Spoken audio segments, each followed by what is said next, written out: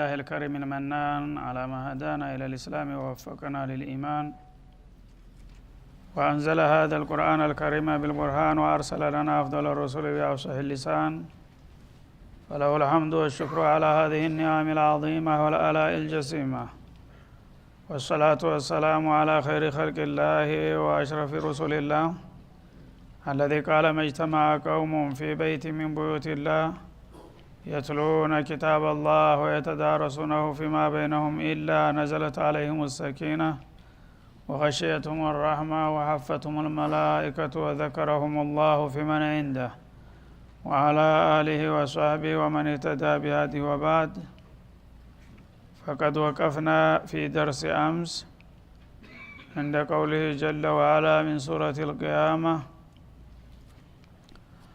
والتفت الساق بالساق إلى ربك يومئذ المساق. فلنبدأ من هناك. أعوذ بالله من الشيطان الرجيم. والتفت الساق بالساق إلى ربك يومئذ المساق فلا صدق ولا صلى ولكن كذب وتولى ثم ذهب إلى أهله يتمطى أولى لك فأولى ثم أولى لك فأولى أيحسب الإنسان أن يترك سدى ألم يكن نطفة من مني يمنى ثم كان علقة فخلق فسوى فجعل منه الزوجين الذكر والأنثى أليس ذلك بقادر على أن يحيي الموتى؟ بسم الله الرحمن الرحيم. هل أتى على الإنسان حين من الدهر لم يكن شيئا مذكورا إنا خلقنا الإنسان من نطفة أمشاج نبتليه فجعلناه سميعا بصيرا إنا هديناه السبيل إما شاكرا وإما كفورا إنا أعتدنا للكافرين سلاسل وأغلالا وسعيرا إن الأبرار يشربون من كأس كان مزاجها كافورا عينا يشرب بها عباد الله يفجرونها تفجيرا يوفون بالنذر ويخافون يوما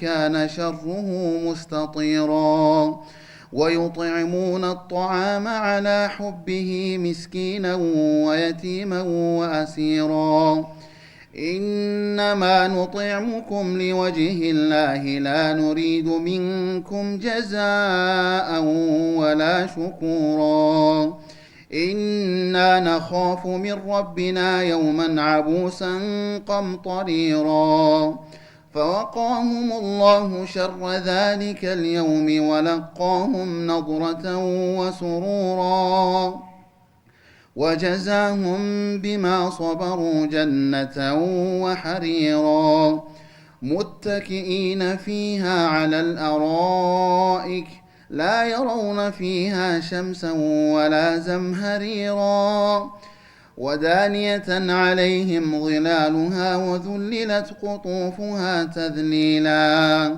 ويطاف عليهم بآنية من فضة وأكواب كانت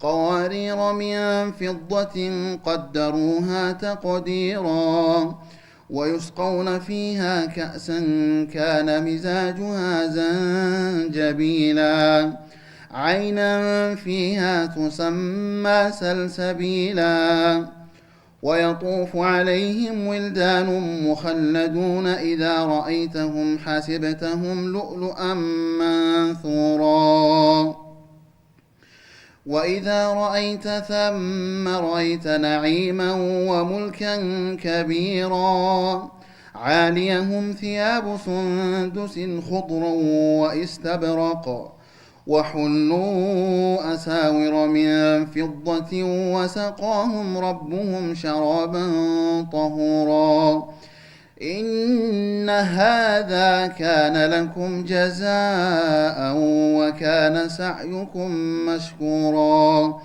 إنا نحن نزلنا عليك القرآن تنزيلا فاصبر لحكم ربك ولا تطع منهم آثما أو كفورا واذكر اسم ربك بكرة وأصيلا ومن الليل فاسجد له وسبحه ليلا طويلا إن هؤلاء يحبون العاجلة ويذرون وراءهم يوما ثقيلا نحن خلقناهم وشددنا أسرهم وإذا شئنا بدلنا أمثالهم تبديلا إن هذه تذكرة فمن شاء اتخذ إلى ربه سبيلا وما تشاءون إلا أن يشاء الله إن الله كان عليما حكيما وما تشاءون إلا أن يشاء الله إن الله كان عليما حكيما يدخل من يشاء في رحمته والظالمين أعد لهم عذابا أليما يذكرون الله سبحانه وتعالى كيف ينتقل الناس إلى عالم البرزخ አላህ Subhanahu Wa Ta'ala እኛ በዚህ ጊዜያዊ ሀገራችን ለተወሰነ ጊዜ ከቆየን በኋላ ቀጠሮ ሲደርስ ከዚህ ወደማናቀው ወደ ምድረ ከርስ እንዴት እንደምንዛወርና እንደምንሸጋገር ይጠቁመናል ማለት ነው። እና ያው ትናንትና ጊዜው ስለጠበበ በእንጥልጥል ነበር ያደረው። ሰዎች እንግዲህ ሙህተዶር በሚሆኑ ጊዜ ምን አይነት ስሜት እንደሚፈራረቅባቸው ገልጾልን ነበር ማለት ነው። የዛ ተከትላ ነው አሁን የምንነሳበት። ወልተፈት ይሳቁ ቢሳቅ ሰው ሙህተዶር ጣረሞት በሚይዘው ጊዜ እግሮች ውስጥ በርሳቸው ይፈታተላሉ። ያው የይህች ዓለም ስንብት እና የማያውቀው ዓለም ሽግግር በሚመጣበት ጊዜ ሰው ራሱን መቆጣጠር አቅቶት ሰውነቱ ይልፈሰፈሳል እና እግሩ ይፈራገጥና እስበርሱ ይፋተላል። ወይም የዚች የጊዜያዊ ዓለም ኬላ ማለፍና ወደማያውቁት ሀገር መሸጋገር ሁለቱ ኬላዎች ይጋጩበታል ማለት ነው። ይችን የለመዳትን ሀገር ትቶ መሄዱ ሲያስደነግጠውና ሲያስጨንቀው ወደፊት የሚቀበለው ሀገር ደግሞ ምን እንደሚሆን ስለማያቅ እንደዛው ስጋትና ፍርሃት ይሰማዋል ማለት ነው። እንዲህ አይነት እንግዲህ ጭንቅ ላይ በምትወድቁበት ጊዜ የሚበጃችሁ እን ጊዜ በህይወትና በጤንነት እያላችሁ እኔ ጋራ ከተዋወቃችሁና ከታረቃችሁ ነው ይላል ማለት ነው። ይሄ እንደማይቀር ሁላችሁም ታያላችሁ ታውቃላችሁ። ታዲያ ለምንድነው ሁሉ ጊዜ ዝንጉና ፈዛዛ የምትሆኑት? ኢላ ረቢከ የውመኢዚን المساق ሰዎች እንግዲህ ከዚህ ከወዳጅ ከዘመድ ተነጥለው በሚሄዱበት ጊዜ ወዴት ነው የሚሄድ ይመስላል? ወደ ጌታ እኮ ነው የሚነዳው ያለው ይላል። እንግዲህ ያለውል በግድ ማንም ሰው ጉልበተኛ ደካማ ብርቱ ሳይባል የመጨረሻ ስንብቱ ወደዛ ነው የሚሆነው። ወደዛ ደግሞ የሚነዳህ እንግዲህ አላህ እንጂ ማንም እንዳላደለ ልታቀው ይገባል። መነዳትህና ለፍርድ መቅረብህ የማይቀር ከሆነ እን ጊዜ የሚበጅህን ስንቅ ብታዘጋጅ ነው የሚበጀው ማለቱ ነው። እና በዛ መልክ እንግዲህ ሲሰናበት እዚህ ዱንያ ላይ በመዘናጋት ለጊዜያዊ ብልጭልጭ በመሸንገል ዝም ብሎ ባዶ እጁን ከሆነ የተሻገረው ኬላውን ምን የመግለጫ ይሰጣል ማለት ነው። ዘበኞቹ አላህ Subhanahu Wa Ta'ala የወከላቸው መላእክቶች ያለው በግድ ነፍስን መዝርተው ይዘው ያቀርቡና ምስክርነት ቃላቸውን ይሰጣሉ ማለት ነው። እንግዲህ አንድ የጸጥታ አስከባሪ የተላከበት ክፍል ላይ ሄዶ ያን አምጣ የተባለውን ሲያመጣ ሪፖርት ጋር ነው ይዞ የሚመጣው ማለት ነው። መግለጫ ይሰጣል እና ይህ ሰው በዚህ ሁኔታ አገኘሁት፣ በዚህ መልክ ተናልኩት፣ ተባብሯል አልተባበረም፣ ያው ህጋዊ ሰው ነው ህገ ወጥ ነው የሚለውን ምስክርነት ይሰጥበታል ማለት ነው። ያነ ምን ይሆናል እንግዲህ አስቀድሞ ያልተዘጋጀ ከሆነ የአላህ መልአኮች አይዋሹም፣ አይሳሳቱም፣ አይበድሉም፣ አያደሉም፣ ትክክለኛ ምስክር ቃላቸውን ይሰጣሉ። ሙእሚን ሷሊህ ከሆነም የሚገባውን ካልሆነ ግን ፈላ ሶደቀ ወላ ሶላ የሚል ምስክርነት ይዘው ይቀርባሉ ማለት ነው። ይሄ ሰውዬ ጌታችን ይሄው እስካሁን ድረስ ሰፊ ጸጋና ረጅም እድሜ ሰጥተው እያለ እሱ ግን በዚህ ረጅም እድሜው አንድ ቀን እውነት ተቀብሎ አያቅም። ፈላ ሶደቀ ማለት ፈላ አመነ ቢልሐቅ ሐቅን ያልተቀበለ አመፀኛ ነው ብለው ያቀርባሉ ማለት ነው። ወላ ሶላ ሊረቢህ الذي خلقه ورزقه እና ለፈጠረውና ለመገበው ጌታው አንድ ቀን ግንባሩም መሬት አስነክቶ አያቅም እና ጥጋበኛና ትቢተኛውን አምጥተናል ለፍርድ ያቀርበናል ብለው ያን ያቀርቡታል ማለት ነው። ወላኪን ከዘበ ወተወላ ግን እሱ በወቅቱ ማመንና መስገድ ሲጠበቅበት በተቃራኒው የአላህን መልእክተኛ ያስተባበለ ነው።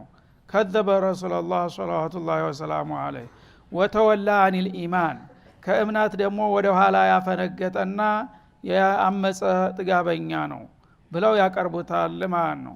ثم ذهب الى اهله يتمطى ስለ ሐቅ በሚነገርና በሚመከር ጊዜ ወደ ቤተሰቡ እየተገማደደ ወይም እየተገማሸረ የሚሄድ ነው። የዳዕዋ የዲን ጉዳይ አይዋጥለትም ማለት ነው። ስለ ዲን ከተነሳ ጨርቁን አራግፎ ብድግ ብሎ እየተንጠራራና እየተዘባነነ ወደ ቤቱ የሚጓዝ ልግመኛ ነበር ብለው ያቀርቡታል ማለት ነው። ያኔ በአላህ በኩል Subhanahu Wa Ta'ala ምን አይነት አቀባበል ይደረግለታል? አውላ ለከ ፈአውላ ثم አውላ ለከ ፈአውላ።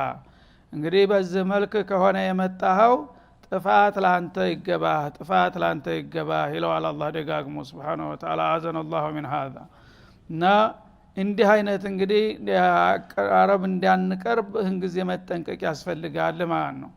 መላእክቶቹ እንግዲህ የምስክርነት ቃላቸውን ሰጥተው ምንም ኸይር እንዳልተከረ ምንም ሐቅ እንዳልተቀበለ መስክረው ሲያቀርቡት ጌታ ደግሞ የነሱ ተአማኝነት የተሞላበት ምስክር መሆኑን ስለሚያቅ አውላ ለከ ፈአውላ ثم አውላ ለከ ፈአውላ። እንግዲህ ይህን ሁሉ እድሜ ሰጥቼ ይህን ሁሉ ሀብት ጸጋ ጤንነት ሰጥቼህ እኔም ወደውን አንድም ነገር ሳታንጠለጥል ከመጣህ በተቃራኒው እንደገና የአላህን መልእክተኞች የምታስተባብልና በእኔ ላይ የምታምጽ ሁነህማ ከመጣህ ሌላ ምን ይጠብቅሃል? ጥፋት ላንተ፣ ጥፋት ላንተ፣ ያው የጀሃነም ሲሳይ ነህ ብሎ እጣ ፈንታውን ይነግረዋል ማለት ነው። እና ይህ አያት በሚወርድበት ጊዜ ነብዩ አለይሂ ሰላቱ ወሰላም ፊርዓውን هذه الامه የተባለው ሰውዬ አጠገባቸው ነበርና በአጋጣሚ ሄደው እጁን ይዘው አውላ ለከ ፈአውላ ثم አውላ ለከ ፈአውላ የሚለውን ቀሩለት ይላል። እና የአላህ ረሱል ስለሆኑ የዛ ጊዜ ምንም አቅም ባይኖራቸው አቡ ጀህል ደግሞ በአገሪቱ ላይ የመጨረሻ ቁንጮ ያለ ሰው ነው፣ የፈለገውን ሁሉ ማድረግ የሚችል ነበር። ግን የአላህ ሪሳላ ስለሆነ ምንም ሳይፈሩ በቀጥታ የጌታን ዛቻ ነገሩት ማለት ነው። ነገ አላህ ፊት ስትቀርብ ጥፋት ላንተ ይገባ፣ ጥፋት ላንተ ይገባ ከሚባሉት ሰዎች አንዱና ዋነኛው አንተ ነህ ብለው ነገሩት ማለት ነው። ይህ ጊዜ አተተዋዓዱኒ ያ ሙሐመድ ወተሐድዱኒ አላቸው። ትዝትብኛለህ? እኔን ማንነቴን ረሳህ እንዴ? እንዴት ትዝትብኛለህ አላቸው። እና የጌታ መልእክት ነው ያደረስኩልህ፣ የዛተብህ እኔ አይደለሁም፣ እኔ በሆን ቀላል ነበር ይሉታል። ያኔ ምን አለ? والله لا تستطيع انت وربك ان يفعل بشيء አለ። ሱብሃንአላህ ጥጋብ ድርቅና አንተም ሆነ ጌታ እኔን ምንም ልታረጉኝ ተመጤፍ የምትተክሩት ነገር የለም። የፈለገው ኃይል ቢመጣ ኢኒ ለአዓዙ አህሊ هذه الوادي የዚች ሀገር ቆንጮ እኔ ነኝ። ስለዚህ ሁሉ ነገር በእኔ ስር በእኔ ቁጥጥር ነውና አትምታስፈራራውን ፈልግ፣ አንተም ሆነ ጌታ ምንም ልታረጉኝ አትችሉም ማለት አንተ ወዳክ ያማ እንግዲህ የሜዳውም ፈረሱም እንደሚባለው አይደለም ልናይ ነው እንግዲህ ማን እንደሚያሸንፍ ጌታ ይሄን ብሎሃል አንተ የምትቋቋም ከሆነ እና ያለን ውጤቱን አሉት ማለት ነው እንደተባለውም በድር ላይ እንደበግ ታረደ በቀላሉ ማለት ነው ስለዚህ የአላህ ዛቻ አይቀርም ኢንአጅለን ነው አጅላ እንግዲህ ምናልባት አንዳንዱ ይፈጥንበታል አንዳንዱ ይዘገያል ሄዶ ግን በኻሊቅ السماوات والارض ላይ ያመፀና ያንጓጠጠ አንድ ቀን መያዙ የማይቀር ነው ወይም አውላ ለከ ፈአውላ ثم አውላ ለከ ፈአውላ የሚለው በሌላ አነጋገር ተመስመር ያፈነገጥከው ጥጋበኛና ትቢተኛ የሆንከው ሰው ሆይ ይሻልሃል የሚበጅህን ጊዜ አስብ ይሻልሃል ብሎ ማስጠንቀቅ ነው አህሰን ለክ እንደሚባለው ማለት ነው አንድ ሰው ስታስጠነቅቀው አህሰን ለክ እንደምትለው አውላ ለከ ፈአውላ እንደ አይነት ነገር እህን ጊዜ ብትተውና አቋምክን ብታስተካክል ስተትክን ብታርም ይሻልሃል እኔ ነግሬሃለሁ የሚበጀው እንቢታልክ ግን ያው የሚመጣው ነገር በጣም አይከብዱ የከበደ ሊሆን ይችላል በማለት አስጠነቀቀ ማለት ነው በዚህ መልኩም እንግዲህ ያስጠነቀቃቸው ቋንቋውን እያወቁትም እየገባቸው ያመጣውም የአላህ መለክተኛ መሆኑን እያወቁ የፈረደባቸው ግን ፍንክች አላሉም መጨረሻ ጎልስተ የሚገቡ ድረስ ማለት ነው ስለዚህ ከነዛ እንዳንሆን መንጠንቀቅ ይኖርብናል አላህ የሚናገረው ነገር እንግዲህ ስም አይጠራም ለማንም አይልም መስፈርቱን ነው የሚያስቀምጥልህ መመዘኛውን ይሄንን ያደረገ ይሄ ይገባዋል ይሄን ያደረገ ይሄን ይገባዋል አለቀ በዛ መስፈርት ተመጣ አንተም ሆነ ማንም የነገውም የዛሬውም የትላንቱም ያው ነው ህጉ አንድ ወጥ ነውና ማለት ነው ወላኪን ከዘበ ወተወላ እና ይሄ እውነትን ተቀብሎ ለፈጣሪው መስገድ ሲገባው እሱ ግን አመፀ ነብዩንም ማስተካከለ ከእውነትም አፈነገጠ ثم ذهب الى اهله يتمطى ከዚያም እውነቱን ደመጤፍ ሳይቆጥር ዝም ብሎ ትቶ ወደ ኋላ ወደ ቤተሰቡ እየተገማሸረ ሄደ ይላል ማለት ነው አውላ ለከ ፈአውላ እንዲህ አይነቱን ጥጋበኛ ታዲያ ጌታ በምን መልክ ነው የሚቀበልና የሚያስተናግደው መግለጫ ይሰጠዋል ማለት ነው አንተማ የታወቅ ያለቀልህ ነህ ጥፋት ላንተ የጀሃነም ሙክት አንተ ነህ ይባላል ማለት ነው አያህሰቡ الانسان ان يترك سدى እና ለመሆኑ የሰው ልጅ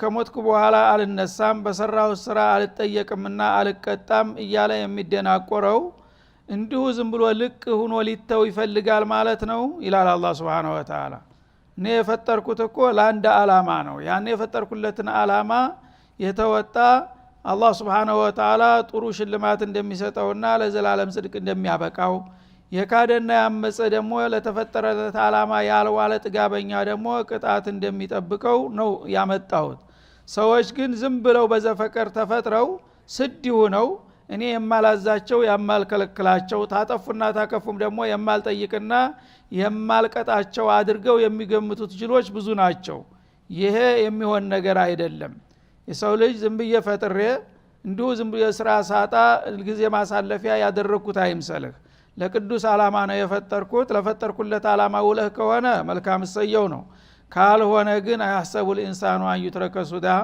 አንተ እንደምትገምተው ተላላው የሰው ልጅ ሆይ እንዲሁ ልክ ምረን ሆነህ ማንም የማይጠይቅህ ሆኖ የምትተውና የምረሳ ይመስልሃልን ይሄን የሚመስላቸው ካሉ ራሳቸው ነው የሚያታልሉ ይላል ዓለም የኩኑ ጡፈተ ሚመን ይዩምና ለመሆኑ ዛሬ በኔ ላይ አምጾ ነብያትን የሚያስተባብል የሆነው ጥጋበኛ ለምን ወደ ኋላ ታሪኩን መለስ ብሎ አይገመግመውምና ያስተውለም ይላል ተናንትና በማህፀን ውስጥ የሚረጭ ጠብታ ውሃ አልነበረም እንደ ይላል ተምን ተነስተ ነው በኔ ላይ እንደዚህ የምታንጓጥጠው ማንነት ግን ረሳህ እንደ ይላል አላህ ተናንትና የሰው ልጅ ማን ነበር አያህሰቡ الانسان ዓለም የኩኑ ጡፈተ ሚመን ይዩምና ኑጥፋ ማለት ጠብታ ውሃ ማለት ነው ጠብታ ውሃ ማለት ያው ፍተተ ስጋ በስሜት ተፈንጥሮ የሚወጣው ፍተተ ስጋ ልክ ንፍጥ ነው የሚመስለው አስቀያሚ ጠብታ እዚህ ይግባ የሚባል ነገር አልነበረም እና ያ የመንይ ወይም ፍተተ ስጋ በስሜት ከሰውየው ወደ ሴቷ ማህፀን ተፈንጥሮ የሚገባ ውዳቂና ምንም እዚህ ግባ የማይባል ውዳቂ ርካሽ ነገር አልነበረምን ثم كان علقة ከዛ ወደ ማህፀን ከተላለፈ በኋላ የረጋ ደም አደረገው አላህ በቁድራውና በጥበቡ ማለት ነው። የረጋ ደም ሆኖ በማህፀን ግድግዳ ተለጥፎ እንዲያልቀት ቆየ የተወሰነ ጊዜ።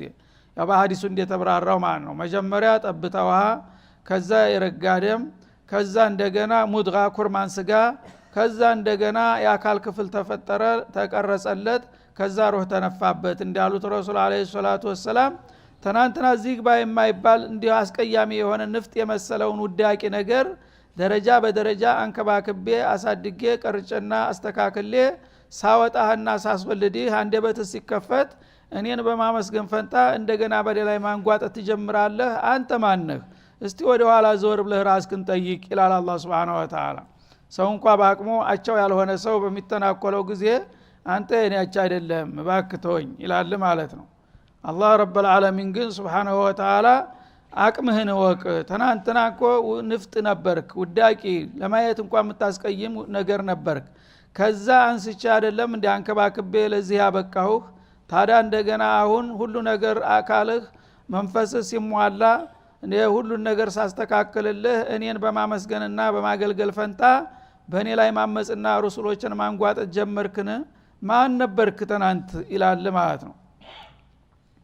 ثم كان علقة ከዛ የረጋ ደም ሆነና فخلقه الله ማለት ነው። የተለያዩ የአካል ክፍሎችን ቀርጾ አቀናብሮና አስተካክሎ አቆመው አስተካከለው في احسن تقويم እንደሚለው በሌላው ቦታ ማለት ነው። فسواه ማለት የአካል ክፍሎችን አነጻጽሮ አንዱ ካንዱ ሳይዘነፍ ወይ አንዱ ሳይረዝም ሌላው ሳይቀጥን ሳይወፍር ሁሉንም ሚዛን አድርጎና አስተካክሎ ተወልዶ እንዲያድግ ያደረገው እኔ መሆኔን ረሳና እንደገና በእኔ ላይ ጀርባ ያዞር ጀመር ይላል። فجعل منه الزوجين الذكر والانثى ከዛም ደግሞ በጾታ ለርባታ እንዲመቻችሁ እኩላችሁን ወንዶች ሌሎችን ሴቶች አድርገን አላጣመርናችሁም ነው ይላል። በዚህ መልክ የፈጠረና ለዚህ ሁሉ ውጤት ያበቃ ጌታ ታዲያ ሊመሰገን ሊፈራ ሊከበር እንጂ ሊናቅና ሊካር ነበር እንደሚገባው ማለቱ ነው። አለይሰ ذلك بقادر على ان يحيي الموتى ታዲያ ትናንትና እዚህ ግባ የማይባለውን ውዳቂና አስቀያሚ ንፍጥ የመሰለውን ነገር ለዚህ ደረጃ ያበቃው ጌታ ነገ ደግሞ ከሞት በኋላ ሲፈልግ ያንን ወደ አፈር ተቀይሮ የነበረውን ንክስካሻችሁን እንደገና በአዲስ መልክ ሊፈጥርና ሊመልሰው የማይችል ይመስልሃልን ይላል። በላ ኢነሁ ቃዲሩን አላ ذلك አንተ ባይመስልህም አላህ ግን Subhanahu Wa Ta'ala ይሄን ለማድረግ ፍጹም ቻይ ነው። የሚያጠራጥር የሚያከራክር ጉዳይ አይደለም ማለት ነው። ስለዚህ ሎጂካዊ በሆነ መልኩ መልስ ሰጠ ማለት ነው። መጀመሪያ ሲነሳ ስለ የውመል ቂያማ ነበረ ሱራው መግቢያው ላይ በሰፊው የዘገበው። ስለዚህ ሰዎች ከሞትን በኋላ አንነሳም፣ በሰራነው ስራ አንጠየቅም፣ በጥፋታችን አንከሰስም፣ አንወቀስም እያሉ ነው ብዙዎቹ የሚጃጃሉና ራሳቸውን የሚያታልሉት። ይህን ሲሉ ምን ለማለት ፈልገው ነው? አላህ ይህን ማድረግ አይፈልግም አይችልም ብለው ከሆነ ከዚህ የበለጠ ነገር እንደሚችል እያሳየሁኝ ነው በተግባር። ትናንትና ነፍጥ ወይ ምራቅ የመሰለ ውዳቂን ነገር ሰውንም ያህል ክቡር ፍጡር አድርጌ የፈጠርኩኝ ነኝ። ያንን እንደገና ደግሞ ተፈረሰና ተተበታተነ በኋላ እንደገና መልሼ ማደስ እንደማያቅተኝ ይሄ መቼም ለማንም ሰው ስጉር አይደለም። ታዲያ ይህን ሁሉ እያያችሁና እያወቃችሁ አላህ Subhanahu Wa Ta'ala ሙታንን አያስነሳምና አይመልስም ለማለት ምን ለማለት ፈልጋችሁ ነው? ይህንን አይችልምን? አላህ Subhanahu Wa Ta'ala على كل شيء قدير በፈለገው ነገር ላይ ፍጹም ቻይ የሆነ ጌታ እስከሆነ ድረስ ማንኛውንም ነገር እሱ አደርገዋለሁኝ ካለ ልትጠራጠሩና ልትከራከሩ ከቶውንም አይገባችሁም ይላል ማለት ነው። ስለዚህ እንግዲህ አላህ Subhanahu Wa Ta'ala የቂያማ ቀን ጉዳይ ትልቅ ምስጥር ነው።